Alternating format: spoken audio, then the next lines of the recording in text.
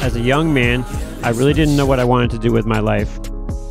On my friend Mike's recommendation, I moved to Chicago and began as a runner on the trading floor. I eventually moved up and made bank trading size for one of the most respected firms in the world. In the dot-com bubble, things went south for me. The trader lifestyle caught up and I lost everything. Years later, I fought my way back, and I'm now here to help others on Trader Talk.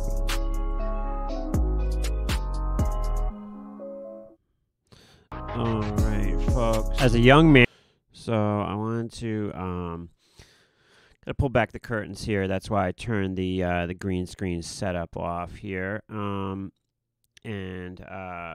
Thanks everybody for the support I've gotten the last couple of days with this new series, and I really appreciate y'all. We did get a little pop and Vic stuff today, but anyway, I've got some exciting stuff coming up for you. We're going to have some special guests in this series, so it's not always going to be me answering the questions. So you're going to see some people you've never seen on this channel before that you may know from elsewhere online and stuff, so that's going to be real fun. Anyway, so I have to thank this guy Ron for sending me another question in the old mailbag, and here it is. It says, here's another question you might be able to use on your show. In yesterday's email exchange, you said you always had backers. How do you get people or firms to back you? Like you, I have taken and currently work a public job, but I feel like I need to be trading for a living. Just never had enough cash or success to pull it off. So this is a common question, and you know, people wonder, how do you get money to trade with? How do you get somebody to stake you? And I want to discuss just for a second the way things were when I started out trading and when I was working as a floor trader, getting backing for the floor. And then I want to just go on to give you some of my ideas about maybe things today. Essentially, if you want to get somebody to back you trading, you got to look for people who make that commitment regularly. You know, in Chicago, there is a real trading environment. There are trade groups all over the place. If you go in the area near the Chicago Board of Trade, there are trading groups all over the place, and there are people who make it their business to back people to trade.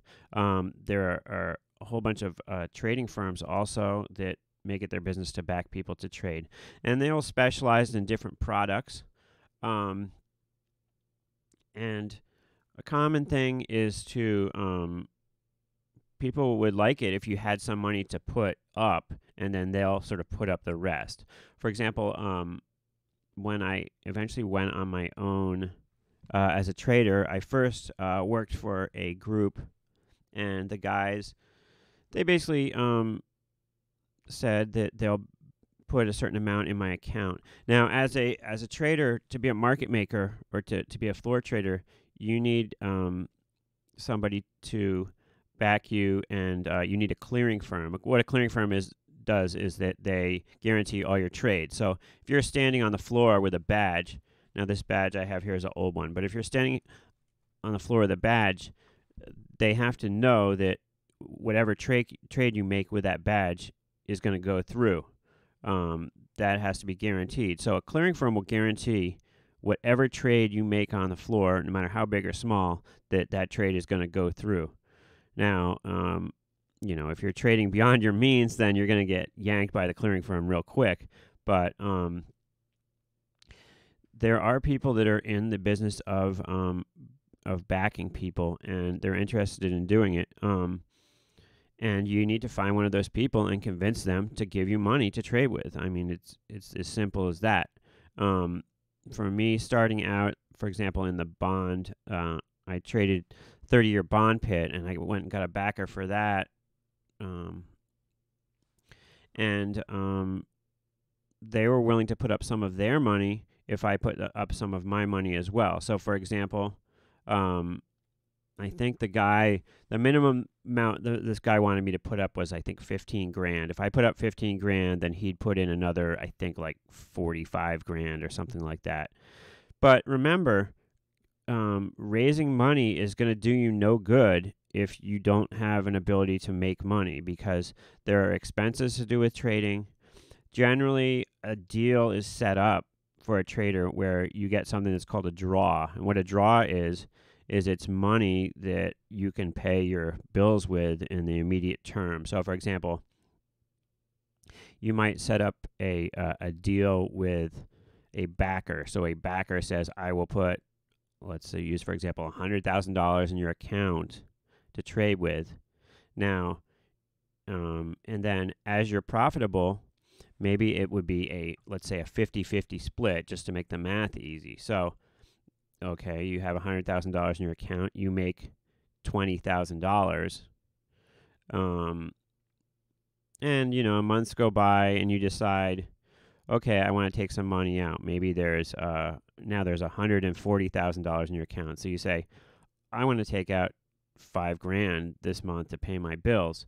So what would happen is you would withdraw from the account $10,000. $5,000 would go to your backer, and $5,000 would go to you, and the money gets split up in that way. Now, backers know when they take on people that some of them are not going to be successful. In fact, many of them won't be successful. So you really have to, like as with so many other things in life, you really have to just think of it from their point of view. They want to know that you have a good chance of being successful. They want to know how risk adverse you are.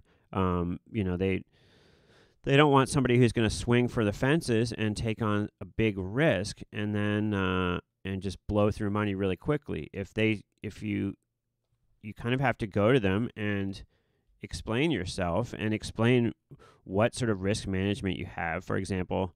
And backers also many times will be more active with you. You want to establish ahead of time how active they are going to be with you, because you don't want a backer who is going to at the most inopportune time is going to force you to cover a position. You want as much autonomy as possible. A lot of times whoever the backer is, their firm will have a risk management team that's watching you, and so you might get the call from upstairs depending on what sort of risk you put on that you have too much risk on, and that kind of just varies from firm to firm. I worked for a guy for a little while at the Chicago Board of Trade, and he was trading 10-year bond options, and I was clerking for him. And so we had these backers, and this guy just took too much risk, and he ended up losing, I think, something like 200. The account went negative 200 and something $1,000 one day, and the next day I was trying to come into work, and there's turnstiles downstairs, and I went through the turnstile. I got to the turnstile, and my key card didn't work, and it turned out that the guy I was working for, who I will not name, he had lost this money, and he didn't want to face the backers. I actually went directly from there to the backer's office and went to sort of face the music, and kind of went there with my tail between my legs. But I did want to express to them that, like, look, these were not my positions. I was clerking for someone. I was acting on their instructions for anything I did. The position didn't work out, but it wasn't one that I would have put on, and I just wanted to sort of clear my name. And the backers were cool with that. My job was gone because the guy who I was clerking for, his job was gone, and so that was that with them. But I wanted to make sure that I left on good terms, because your reputation sort of precedes you in this industry a little bit. But what do you do if you don't have connections or you can't walk around Chicago? I have a friend who he got into trading by riding up and down the elevator in one of the main trading buildings. He rode up and down the elevator until he met somebody who would talk to him and eventually get him a job on the floor. So, there's all these stories like that. I got my initial runner job in a similar way, where somebody just brought me out to the pit, the OEX pit, and introduced me to this guy, and the guy said, I can get you a job. And I said, okay, do it. That sounds great. Let's do it. And he sent me to an office, and the guy at the office said, oh, okay, that guy recommended you. Okay, I'll give you a job. And he gave me a job as a runner. So what happens if you don't have any connections, you don't know anybody, and you just want some sort of backing?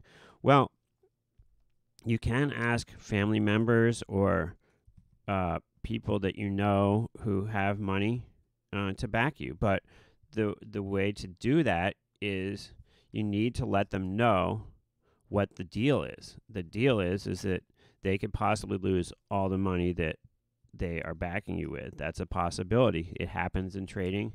They need to be aware of that this investment could be a total loss. It also could be very lucrative. I would, if you're going to have someone back you, I would come to them if you can show them some sort of past performance where you've been successful. That would be very helpful. If you come to them with a plan and say, look, this is how I'm managing my risk. A lot of times you need money. Let's say you need $10,000 to trade with, or let's say you're asking for $50,000 to start with to trade with. You need the money, but it's not like that whole $50,000 is really at risk. You can go to somebody and say, look, I need $50,000 to cover my haircut and margin requirements and whatnot, but it's really only about $10,000 of that that's going to be at risk at any one time. And that would be a good way to approach things, I think, with people. But you need to be honest with people, and people that have money are looking for ways to diversify and would be willing to talk to you. You can look online for a list of trading groups. There are groups where you can come in, sit in their office, and trade using their money. And there are a lot of groups that have a willingness to take on people. You might be on a sort of a tight leash for a while, but they would be willing to take you on. The other thing is, nowadays that the market has become much more accessible to retail people, it is possible to start out by yourself. Just work a job until you can save up that $10,000 to start with and go on your own, and do it while you're doing other jobs. Maybe sort of swing trade, so you're putting positions on that don't need to be babysitted every minute, but and work it, slowly work into it over time. It definitely would be, it would make you feel better as it's less stress and less pressure on you to trade if you have another job when you're first starting out, and you know that if you lose $500 in a week, that money can be entered into your account by way of you're getting some of your pay from your other job at some point forward. It's definitely reassuring to have another job as you're first starting out to help pay the bills and to take the pressure off, because it's a lot of pressure to have to kind of try and make something happen to pay your rent when nothing's going on. And you don't really want to put yourself in that situation, because it will affect the way you're trading stuff, and you will start to try to force stuff. And if you can avoid it, you don't want to be in that situation. But there are firms out there that will back you, and if that's not an option, try to go to family. Try to anywhere there's people with money. Try to approach people and ask them and explain the situation and ask them to back you. There are people with money out there that want to take risk with it, and so don't be disheartened. And I hope that helps out a little bit for people. I'm going to be posting these first for Patreon viewers, and then after that, like a day later, the regular subscribers will get it. I desperately need your support, and if you can give $1 to Patreon, then you get these videos a day earlier, and I'd really appreciate it. Thanks for watching. I hope this helps out a little bit, and I will see you next time on the show.